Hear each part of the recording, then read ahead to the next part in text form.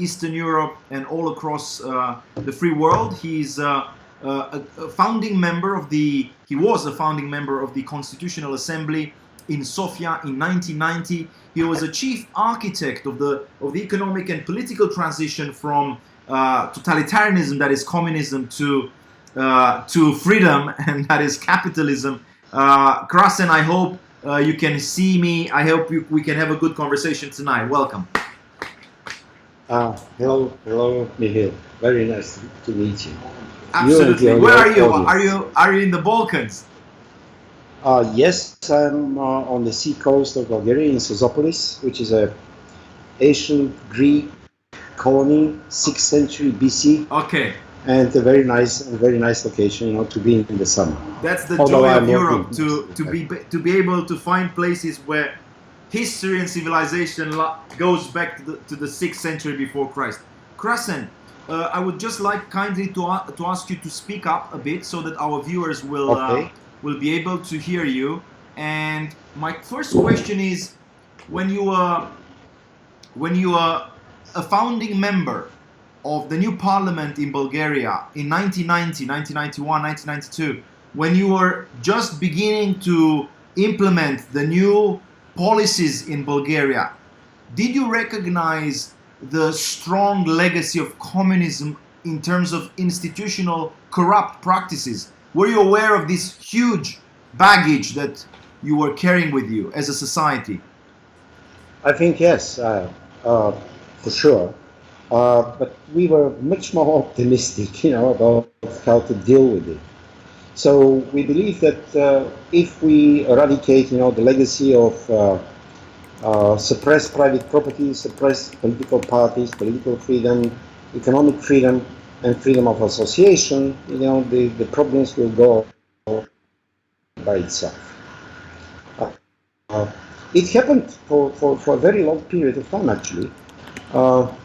So I believe, somewhere, not only for our countries, but for most of the New Europe countries, it happened for a period of probably 15 years, between 1990 and 2005.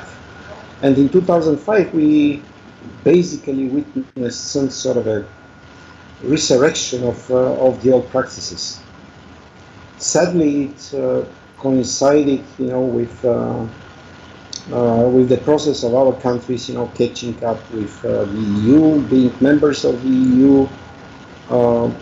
And this is not only Bulgaria and Romania, this is most of our countries.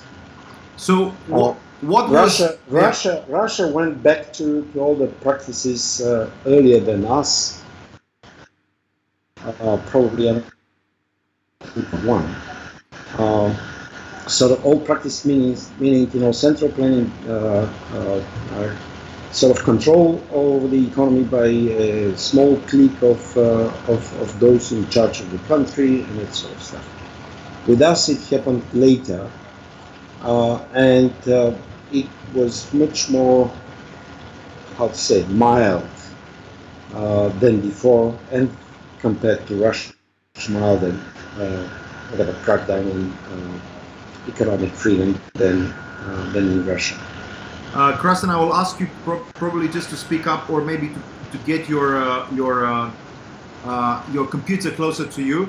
But I got a point. So people are still asking themselves whether corruption is a means for a strong authoritarian state like Russia to influence smaller countries like Romania, Bulgaria, the Baltic states, maybe even Poland.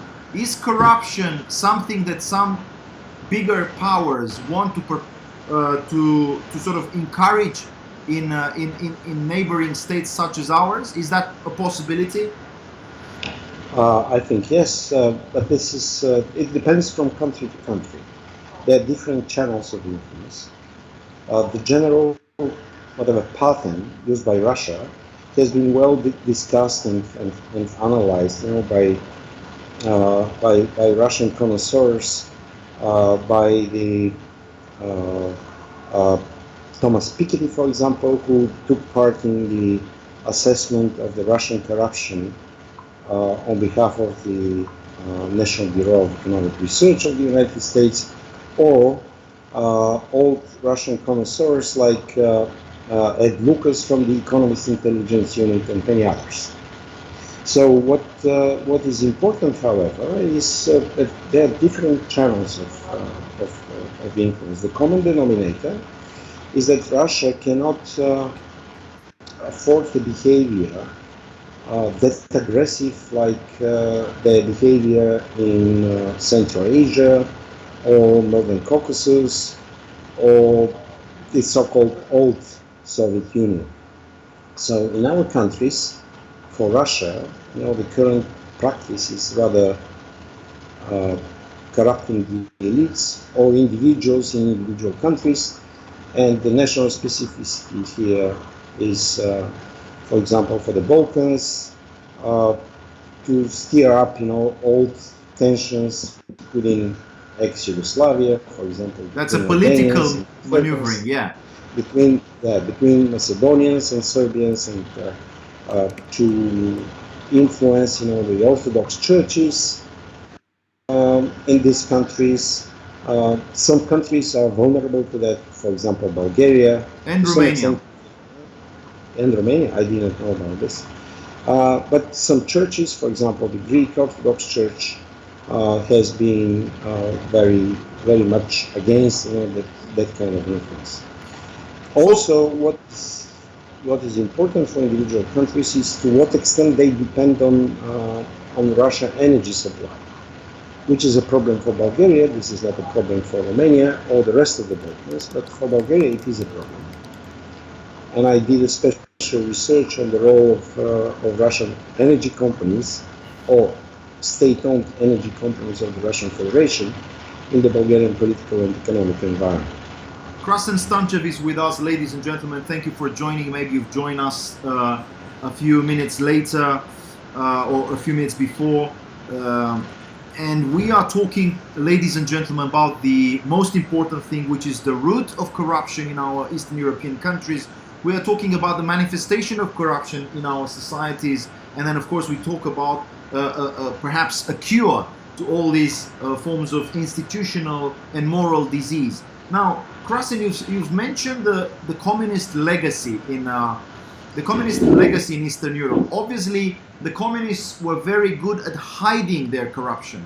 I don't know about Bulgaria, but Ceausescu... I'm not sure they were hiding. The problem with the communist corruption that it was legal. It was legal. There was a strata which defended.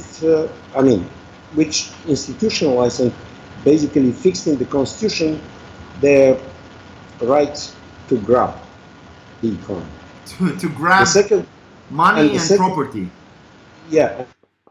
Second, which a period of our history, is that it was a relatively small group of people.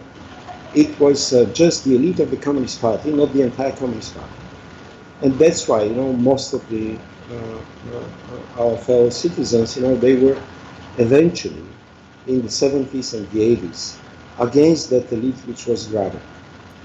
Okay, so after the collapse of communism, we see a generalization of corruption among politicians.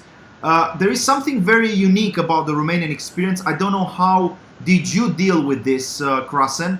That is the establishment in 2006, I believe, of this anti-corruption body among prosecutors. It was a request made by the European Union in order to deal with the so-called big corruption. So let's distinguish here between small corruption, which sometimes takes the form of individuals or small entrepreneurs evading, perhaps...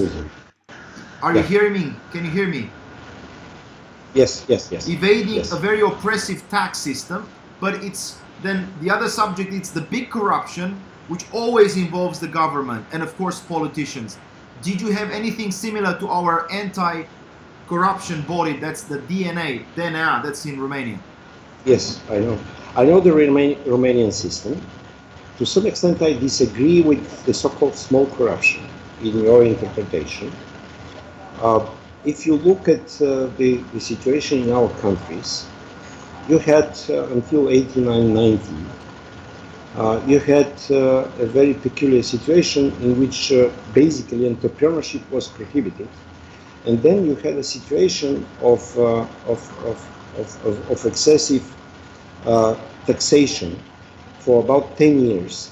And only by 2001, 2002, our countries, from Poland to Macedonia, we started gradually reintroducing, some sort of a real economic freedom, basically adopting flat taxes, lowering the taxes, simplifying the taxes, and that sort of stuff. So that corruption, in your interpretation, basically disappeared with fixing the tax systems and simplifying the regulatory environment, plus with the advances in economic freedom of our countries, which was fairly visible in the period I'm speaking about from the international economic freedom indices. So our countries, which were hovering around 100th place in the world, between say 70th and 100th ranks in the world. Now all of our countries are in the first third of the economically free countries. Okay. So it worked. That basically meant that the so-called democratic corruption, from below, basically avoiding paying taxes and that sort of stuff. These issues were resolved, which is fairly visible from the tax revenues of Romania or the tax revenues of Bulgaria. They have been growing in the last 15 years relatively okay. In Romania, especially in the last 5 years. We are approaching $200 billion in terms of our GDP. So that's a critical figure for us, and that's, I think, a positive story. Now, when it comes to big corruption, let me ask you something which I managed to discover, to be honest, because my background, as you know, it's rather philosophical and theological. But when I did my homework for this book, that's the Trump phenomenon in Romanian, I discovered that the rhetoric of Mr. Trump, which was very much against Clinton, included this anti-corruption element. So he made the accusation, which was backed by some astute and very thorough journalists, one of them being Peter Schweitz, I think, that the Clinton family was involved in transnational corruption. So we have local corruption, national corruption at the government level, and then we have international, or that is transnational corruption. Would you agree with this description? Yes and no. I mean, you might have, heads of government, presidents of any country, which might be involved in international sort of shady dealings. Here you should distinguish between the so-called Schroederization in Europe and ad hoc contracts between political elites, former presidents involved in international businesses. Be this through the procurement process, be this through the contract, be this through friendly companies which are involved in the international trade. As to the Donald Trump's rhetoric, I don't think it's too much a rare phenomenon. Typically, the contesting political party or political leaders who would like to be elected in the office, they would claim that their predecessors, holding whatever the ruling positions in the government, they are basically corrupt. You have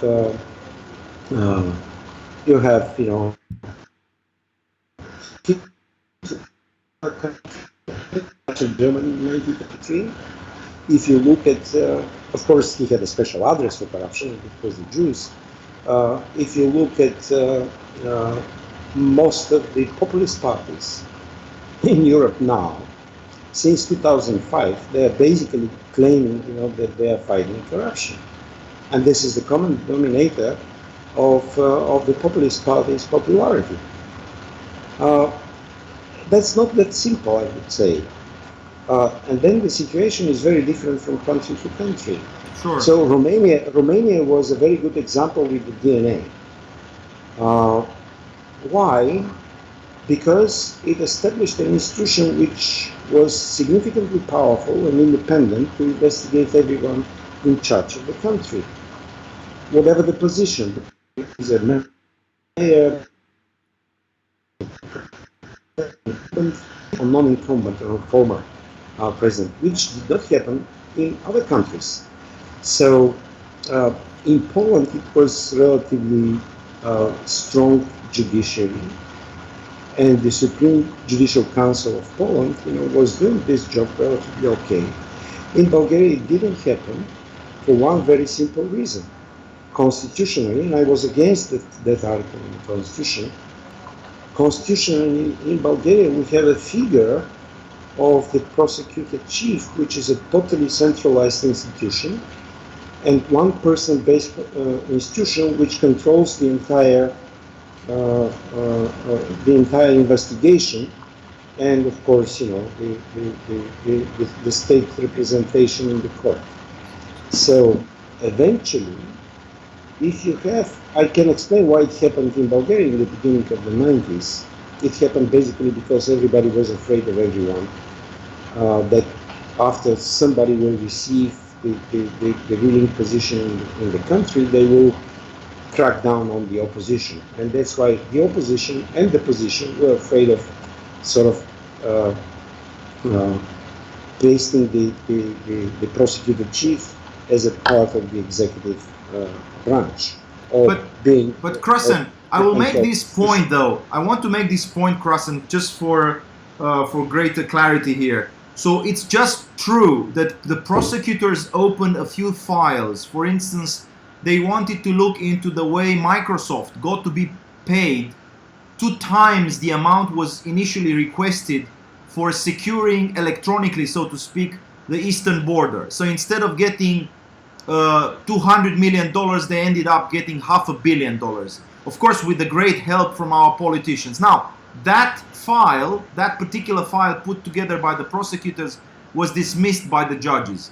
Other such shady businesses were simply dismissed, while of course we had politicians, corrupt politicians like former Prime Minister Adrian Năstase being sent to jail for good reason. Yeah. So it looks like it's not always easy to prosecute some shady kind of sort of arrangements. Okay, I mean, there are 2 separate phenomena. Number one, you might have a business entity, be this international or national, which is trying to get preferential treatment by the national legislators or government. By the government, yeah. And this is one thing, So, and then you have the political corruption, which is a major problem, because none of the international or national players will get a privileged position, provided it is not supplied by the people in charge of the country.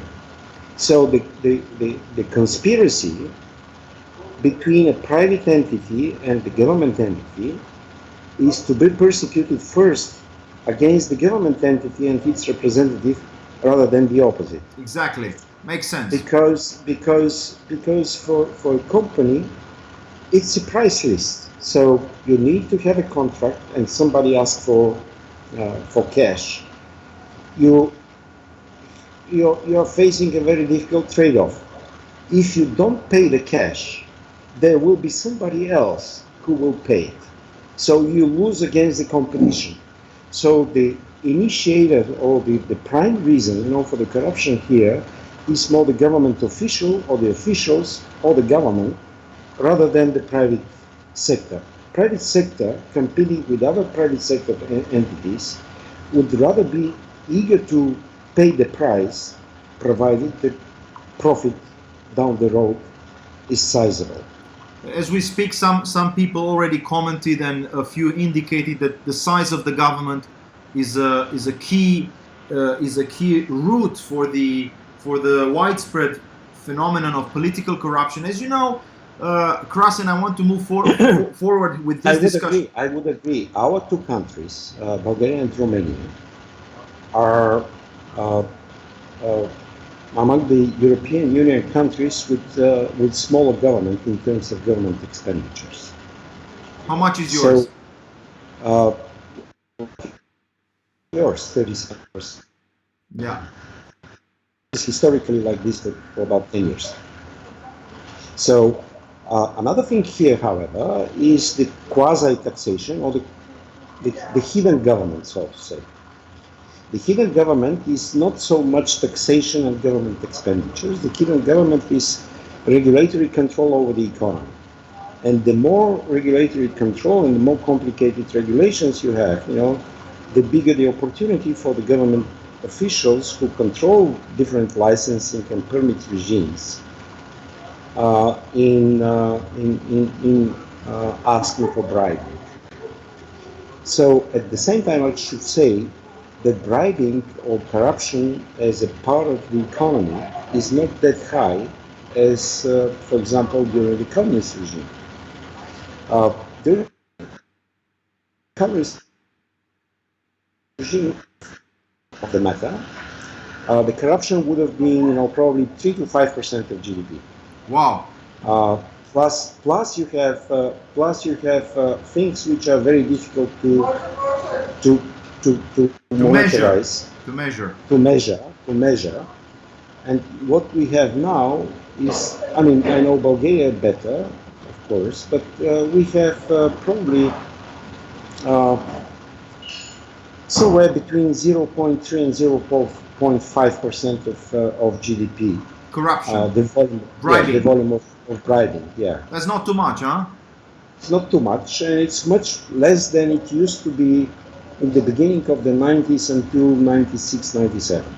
Because there's this fear that one might be persecuted. Krassen, we are moving closely to the second part of our dialogue. Let me thank all the viewers and ask them to, of course, share this conversation with their viewers, because this is a community of enlightened people who don't want just to shout. Of course, it's good to shout against the corrupt government, but they also want to understand. And we are talking to one of the experts in the field, somebody who has closely watched the development of different democratic societies in Eastern Europe, from totalitarianism to freedom, and someone who is an expert also on Romania. Now, talking about our country, and I want to ask you about Bulgaria here, we've lost, this is the general assessment, 4 million bright, smart, entrepreneurial, young, and flourishing guys, people, individuals who decided to leave the country for a better place in Western Europe and North America.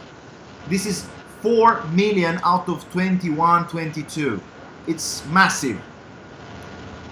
This is the result of corruption, right? What can we do to stop this? No, it's not the result of corruption. It's competition. So, no, I wouldn't say. This is a result of freedom. So we did the research on a very comprehensive research, actually combined with the field research in the countries where Bulgarians used to leave from Bulgaria to their countries. For other countries, very often they're the same countries as preferred by Romanians. So this is Southern Europe, Spain, Italy, Germany, maybe in your case, Portugal, Germany, Britain, United States, to some extent Sweden. The problem was that provided you leave your country and you are at the level of a middle-income family, say 10 years ago, and you are going, for example, in a poor European country like Portugal, so your income in Portugal is below the taxation rate. You basically earn what you earn, and you spend everything on what you wish. So the difference of income per capita in those years, saying 12 years ago, before we joined the European Union, the difference of income between Bulgaria and Romania and Germany was about 7 times. So compared to Portugal, it's about 3.5 times. So people were just deciding, to go and have a better life. So I think percentages are similar in Bulgaria, by the way. How many have you lost, so to speak, lost? How many have you lost? About 2 million from 8. Somebody says 3 million, and then that's you are only 4. No. I mean, but the process started earlier in Bulgaria and Romania. The demographics was very poor in Bulgaria since 1976. In Romania since, as far as I remember, 1981-82. For obvious reasons, people were not having sufficient income. They were not demotivated to work. They did not have options, to get richer. They were controlled. They were disgusted by the regime, and eventually, we changed the regime. So, but the degeneration of the demographics in our countries and the economies of our countries started very early. So you were sort of lucky because the degeneration of the Romanian economy started later. Right. So the question here is: so this is one manifestation. To default 3 times. Bulgaria managed to default 3 times under communism. All of these times, it was 1996, 1960, 1976, and 1987. That's something only Moldova seems to be close to these days. Moldova seems to be a failing state, unfortunately. Yeah. So Krassen, now you have more of an optimist outlook than some of our people here. It looks like you see the bright side of life. You see lots of Romanians and Bulgarians going abroad, making some money, making a new life for themselves, making some savings as well. Some of them invest back in their countries. Sure, yeah. So do you see a way for our governments to bring back, out of 2 million people in your case, out of 4 million in our case, maybe 20%? What would be a realistic number? In our country, I'm not sure that the government shall do anything special. They shall provide for better prosperity opportunities for citizens. Our countries are fast catching up. Romania faster than Bulgaria, but Bulgaria for a longer period than we believe you are doing much better than we in terms of infrastructure. I'm not sure. Listen, Sofia looks better than Bucharest in terms of infrastructure, number of roads, even motorways and stuff like that. Yeah, perhaps. I mean, Bulgarian government in the last 10 years likes, big government projects, be they nuclear power stations or roads, So even Trump likes actually, roads. This is one of the corruption venues in Bulgaria. The infrastructure. Exactly. It's everywhere. But in Bulgaria, in the recent years, it's very pronounced. For example, a kilometer of highway in Bulgaria is 3 times more expensive than a kilometer of highway in Norway. I see. So, with a better climate, I would say. Exactly. Sometimes also Switzerland. It's true. Yeah. We have the same problem, by the way. But we have, we have people who have been sent to jail already. A book annually. I'm working now, and by chance I have it. This is the Black Book of Government Spending in Bulgaria. So Black Book of government spending. This is a great idea. My party should do that, and maybe you have a summary in English, huh? Do you? A summary in English of that Black Book. I'll check. I'm not involved. These are colleagues of mine. Maybe we can get that. Check. Yeah. They must. Okay. So Krassen, let's move now towards the last part of our conversation. We spoke about the origins. We've mentioned communism. Perhaps the Ottoman legacy is not something to be completely ignored. Then you mentioned transition being a critical moment when we lacked powerful institutions. Then, of course, we had some changes in Romania with the presence of the prosecutor powers, and then we have the mass manifestations, the rallies in the cities. You yourself attended such rallies in Sofia some years ago. What was all about?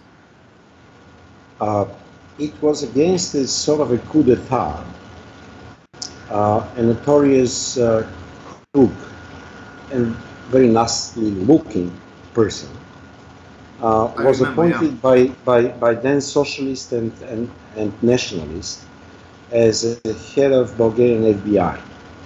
And we went on the streets, and we were on the streets for about 405 days. How many? 405. Some of those rallies were really significant, of the size of what you had recently in Bucharest. But then the issue was resolved with the election and that sort of stuff. But the person stayed in charge of lots of, and become a friend of the next government. And as recently as last week, we suspect that that person basically managed to privatize the data in the National Company Register, which is a very good tool for racketeering and manipulating, exactly. Transactions. What's the name of the guy? Boris? No, the name of the guy is Perevsky. Perevsky. Okay, so Krassen, at the moment, how would you describe? I'm not sure it's a legacy of the Ottoman Empire. So Bulgaria was a protectorate because it was liberated eventually, and became a national state, rather later compared to Romania. But the Russian administration, which was somewhat powerful as a part of the protectorate, was worse than the Ottoman administration. And for this reason, the Russians were kicked out, on the fifth year of after the Russian-Turkish War of 1877-78. So what is interesting now is that I think the bureaucracy and corruption in our countries is resembling the former communist way.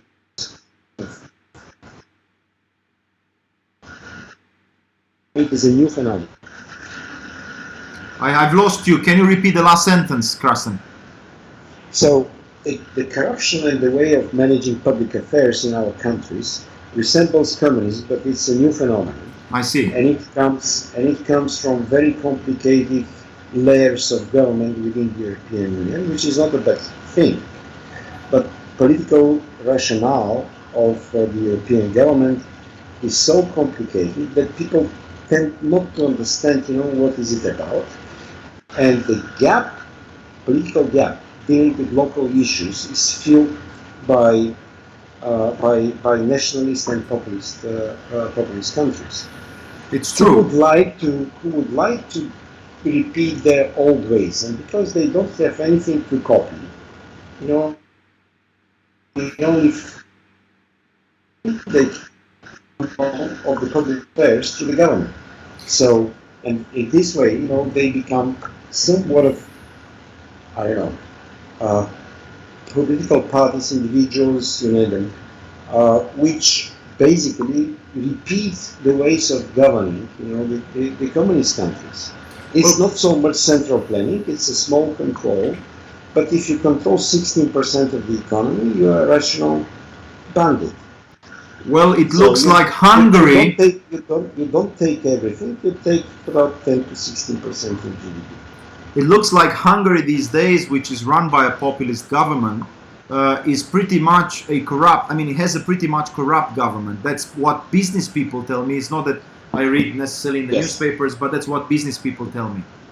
You have to have connections in the Fidesz party, which is the party of Viktor Orban. Now, finally, Krassen, once again, thank you for joining us. Thank you for being part of this conversation. I believe technology is helping us. Honestly, I believe this is helping us to establish a dialogue between minds, which otherwise would connect only through a very expensive means. We need to have Liberty Fund, Lord Acton, or other such institutions to. Krassen, I think I've lost you somehow. Oh, sorry. To join us, maybe you can just come back. So what shall I do? Yeah. Now? How it is now? I cannot see you, Krassen, but I can hear you. Now? Maybe we can see you again. I can't see you right now. I can't see you. Now? Now I can see you. Okay. So Okay. as I said, Krassen, as I said, we used to meet through the help of some foreign institutions, but now we are happy that we can communicate this way. Your final word when it comes to the younger generation. Obviously, many people are despondent. They feel they should leave the country for a better future. What would you tell this younger generation, people between 20 and 30, their average age? What would you tell them in terms of future prospects? Uh, Everyone should trust their own whatever ability to get along with their lives. They shall try to be free and they shall try to prosper. Nobody will help. Uh, we will see probably in September, early October, the next European value survey. As far as I know, because some of my colleagues, from our countries, were leaders of that survey. As far as I understand the results for different countries, including Bulgaria and Romania, uh, there is a significant progress, I would say, in understanding, the individual freedom, understanding, the freedom of association, uh, disliking, the central dependence of the individuals, valuing the competition, valuing the freedom of movement, and of course valuing, the European Union. There's a guy just So writing. these people will change. These people will change our countries and the European Union as well, I think. There's a friend of mine just saying that he crossed Bulgaria in on his way to Greece, and that you also have to put more work into infrastructure. So this is an advice for the government. Romanians travel to Bulgaria. I'm not sure the other way around. If this happens the other way around. Not yet, but I wait, for your new ski resort incarnations. I will come. Impossible to beat Bulgaria on many fronts, especially when it comes to skiing and also to the Black Sea. You have the beautiful sand there close to Varna, and you used to be unbeatable when it came to the BT, the cigarettes, unbeatable when it came to the Schweppes. In the 1980s, the Bulgarian trains from Sofia were, well, the El Dorado of my childhood, Krassen. I cannot but thank you for everything you did But to in make... the 60s, it was the other way around. In the 60s, there were lots of beautiful Swedish girls coming to Mamaia and Kostinest. I'm sure you're somewhere around, Krassen. This was a lovely talk, and honestly, I think we should make, all of us, efforts to connect, because you have friends in Poland, I have friends in Hungary, you have friends in Austria, we have friends everywhere, and maybe we can consider this new technological advances. You just have a Facebook account, and then you have a connection, and perhaps we can just enrich our dialogue, because typically what happens, you have a very binary diagnosis and a very sort of Manichaeic, and that's your problem. The Manichaeans were also Bulgarians, right? Yeah. The Bogomils, right? So we have to Yeah. avoid being Manichaean these days, and thank you for everything you do. What's your current project? What's that you're working on? I have a deadline tomorrow. I have to deliver a report assessing, the delays in prosperity caused by artificial or whatever, not very well designed environmental protection. Oh, good. What about military? Do you have people experts on military? Because Romanians and Bulgarians should do more at the Black Sea in terms of NATO. Yeah, there are lots of reasonable people. There is an Atlantic Council.